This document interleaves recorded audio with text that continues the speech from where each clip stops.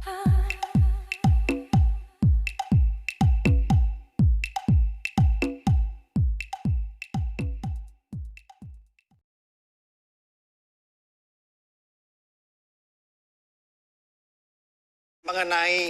ayat yang mengatur soal hijab itu kalau nggak salah ada Al-Azhab 59 sama An-Nur 31 ya, Kiai ya. Di An-Nur 31 itu spesifik disebut bahwa kerudungkanlah kepala sampai menutup dada, itu perintah Al-Quran untuk memakai hijab yang jenis syar'i.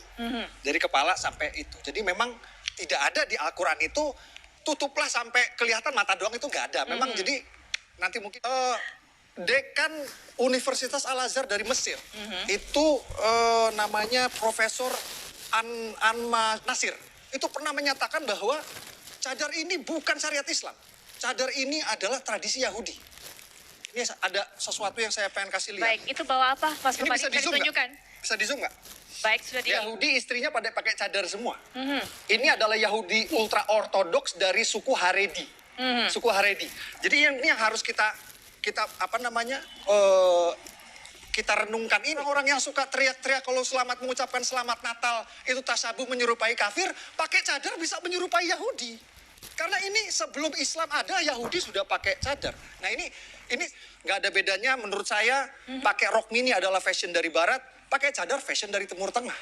Baik. Jadi yang anti Islam ini yang harus diluruskan, karena menurut saya itu narasi yang sangat bahlul, yang sangat ngawur.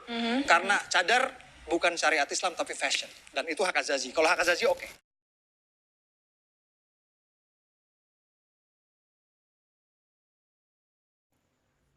Assalamualaikum Abu Janda, Kiban, Puhaba, salam daripada kamu Aceh.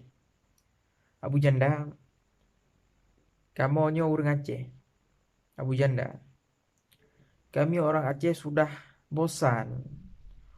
membosan melihat argumen-argumen palsu yang Anda berikan setiap saat. Dulu Anda mengatakan, Anda bukan ustadz, Anda bukan spesialis agama.